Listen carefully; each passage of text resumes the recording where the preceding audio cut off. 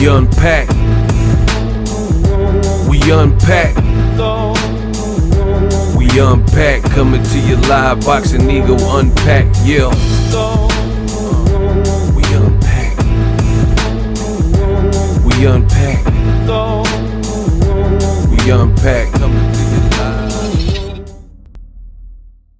live. Tim Bradley says he is worried about Errol Spence's eye coming off an injury, and that Errol Spence, he still believes he's running from Terence Crawford.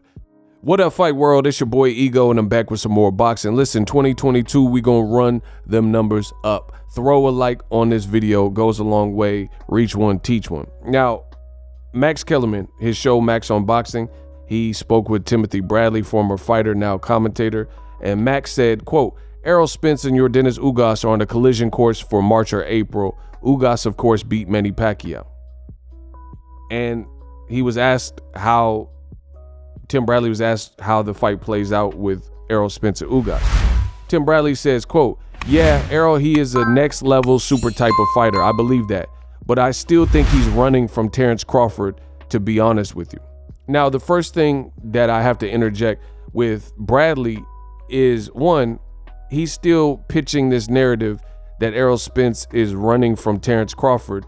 However, the world knows that Terence Crawford is now suing his promoter for failure to promote him in the adequate way, and saying that black fighters have not been a priority, so to speak, with Bob Arum. And there's an inherent bias based on race and ethnicity or whatever that runs within the Top Rank Corporation. Lack of diversity in their staffing, not caring about the BLM, Black Lives Matter, or making any kind of stands in that direction, etc. And Bradley is still up here trying to pitch this narrative that this is Errol Spence's fault and Errol Spence is running. So that right away, like, my thing is this: when people give commentary, and this is why boxing commentary is definitely getting watered down, when people make statements like this with the latest findings, it already turns me off from what else, the rest of what you got to say, when the first thing that you said sounded foolish. Now, Bradley was also on wax stating that the PBC fighters were ducking, and out of all of PBC's 250 plus fighters or whatever that Al Heyman is advising, that the only one that he respect was Deontay Wilder, because he was fighting a top ranked fighter like Tyson Fury. So these statements are radical, and Bradley's staying on the same trend, trying to make it look like Errol Spence was a holdup. Meanwhile, in actuality, in the real world, Terence Crawford is suing his old promoter. Why is Terence Crawford not suing Errol Spence? Why is Terence Crawford not suing Al Heyman? And why is he blaming his old promoter that he's worked with, that Tim Bradley still works with in the capacity of a commentator, and Tim Bradley worked with them as the fighter, right? It doesn't make sense. And the funny thing is, he's repping Terence Crawford, so to speak, in terms of saying that Errol Spence is ducking despite this newfound lawsuit, which paints a whole different narrative and picture. But when Terence Crawford filed this lawsuit and Tim Bradley was asked about the lawsuit, he has a quote, and I did a video, so make sure you guys check that previous video. And Bradley didn't back up Terence Crawford and said, hey, in all my years of working with Top Rank, they've never been like this. They've never been biased because I was black. So he left Terence Crawford stranded, even though certain aspects of what Terence Crawford is saying are visible, like lack of diversity in the staffing. Name 3 black employees that work with Top Rank, from photographers to, PR people to, Carl Moretti, Todd DeBuffs, whoever, VPs. Name 3 black associates that work for Top Rank. You know what I mean? You can't really find that many. So there's certain things that's just a given. That's just what it is. You can't deny what's present. So in one lane, Tim Bradley is trying to continue painting this picture that Errol Spence is ducking. But then when Terence Crawford is doing the $10 million lawsuit, Bradley is leaving him high and dry, and he has nothing to add other than, that ain't happened to me. That hasn't been my experience. So he also says this regarding Errol Spence Ugas. He says, quote, my only concern in this fight is the eye of Errol Spence, because Spence had the detached retina, which forced him to pull out of the Manny Pacquiao fight. You got to understand, you can have no hands, you can have no feet. You got to have eyes to be able to see inside that ring. And when one of your lenses is messed up, you got to understand that tells your brain what you're seeing. Your eyes are telling your brain what you're seeing. So I think with Spence, I'm worried about his eye. It's not going to be 100%. Once you get surgery on something, it's never the same. It's different. Going into this fight, I worry about coordination and how he's feeling and how he's seeing. And all these things are affected by his vision. So I think it's going to be a good fight. He says, I think Spence will come out on top, but I think it's a challenging fight for him in that sense. Stylistically, I think his style favors Ugas. End quote. Now, this is the other thing that is hard to respect about Bradley's commentary here is in essence, he's really hedging his bet. You know, I think the world is full of people who kind of conform and go and try to say what's popular rather than go against the grain. Like, the people who ultimately are remembered are the people who don't always say what's popular. Like people like Bruce Lee. Bruce Lee was teaching Asian culture and Jeet Kune Do and the martial arts to non-Asian people in a time where America was divided and there was a lot of segregation and racism towards Asian people. So a lot of Asian people felt this was not right for Bruce Lee to want to create dojos and gyms teaching non-Asian people these ancient secrets and cultural secrets and traits, especially when they were being treated a certain way or kind of perceived as this was ops or the enemy. But Bruce Lee was ahead of his time in terms of he wanted to show the beauty of Asian culture to the whole world.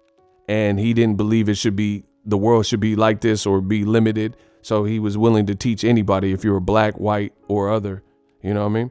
And I think people like that are always going to be remembered, you know, when it comes to this boxing stuff, what I've given to the game. It's what I'm saying, you got to take it with a grain of salt. I'm not saying go against what's right just to be different. But if you listen to my commentary and what I've said and what I've said about Terence Crawford, at the time I'm saying this stuff, a lot of people act like they didn't understand it. But over time, it becomes more understandable versus Tim Bradley. He's just mirroring a lot of stuff that old media are saying. And I feel here he's hedging his bets because on one lane, he's making it sound like Errol Spence is ducking Ugas and that this fight stylistically heavily favors Errol Spence. But then he's hedging his bet by saying, hey, I don't know. Errol Spence, all you have is your eyes and your vision. That's telling your brain what to do. And you need your eyes. You need a good set of eyes. So coming off this injury, it's a dangerous fight. So, you know, you got to listen to what people say, the linguistics and the vernacular that people use. To me, I'm like, which one is it? What is your standpoint? Is this a great fight, Errol Spence versus Ugas, or is he ducking Terence Crawford? Because these two things aren't one and the same. In one lane, you're saying coming off an injury, Errol Spence is basically a monster because you need your vision and you need, you know, precise vision to be efficient against a counterpuncher and a great fighter off a Pacquiao loss and a Cuban, you know, someone well-schooled like the Cuban schooling against Ugas. But then in the same vein, you're trying to make it look like Errol Spence is ducking Terence Crawford. So it's like, how could he be ducking Terence Crawford when Crawford, A, is suing his old promoter for not prioritizing him and purposefully not showing that same level of priority to a black fighter and saying there's some prejudices there and stuff. And then Bradley still painted this narrative that Errol Spence is ducking. And then again, when Crawford is doing this lawsuit that everybody now knows about, Bradley is not at all backing up anything. And he's worked with the company and he's supposed to be friends with Terence Crawford.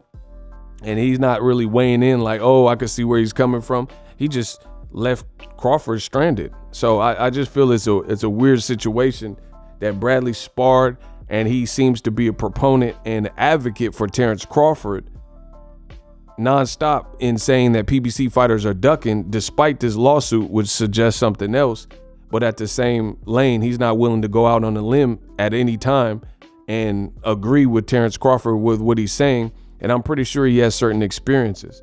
So it is what it is. I also feel he's hedging his bet with his commentary on Errol Spence. You're making it look like he's ducking Terence Crawford, but you're making it look like he's taking the easier stylistic fight. But at the same time, you're saying it's an exceptionally dangerous fight because his vision may be impaired. So if anything, what that means to me in my commentary is Errol Spence is a monster, because just like when he flew out of a car and fought a top 5 Danny Garcia, which was a dangerous fight, and he's labeling it a tune-up fight off of an accident where he doesn't know how he's going to be.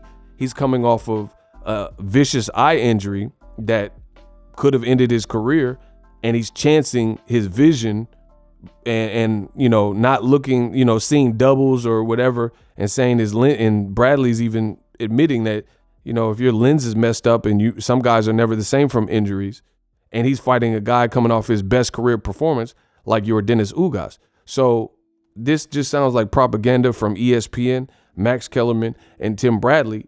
You might as well just bow down and give PBC and Al Heyman and Errol Spence a whole lot of credit, because coming off of a nasty, potentially, you know, eye impairing injury, vision impairing injury, you got a guy coming off of that fighting a guy who should have all the confidence in the world and a tricky style on a win streak off of his best career win over a Hall of Famer like Manny Pacquiao. It's up to my promoter, my Ugas, you know, and he's coming off that. So to me, that just shows that Errol Spence is a beast, but Bradley's framing it like, oh, I still think Errol Spence is ducking Crawford. Then why is Crawford suing his old promoter?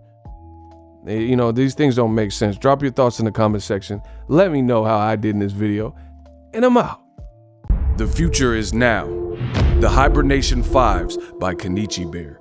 Hybrid gaming and lifestyle headphones. Out of the box, you can connect to any console or PC. Bluetooth ready with a low latency USB adapter, color RGB, and extreme bass mode. The Hibernation 5s adjust to you. Whether you need a gaming, travel, gym, or lifestyle headphones, the Hibernations got you covered. The new Hibernation 5s, link in the description. Customize the way you hear the world. Welcome to the nation. Are you tired of your YouTube videos not getting any views? Well, consider TubeBuddy. I've used TubeBuddy for years to scale up my YouTube channel. Now we're sitting over 200,000 subscribers. TubeBuddy is a browser extension that offers a ton of built-in productivity and time-saving services to take your channel to the next level. Use my link in the description to get started with TubeBuddy and level up your channel faster. We working.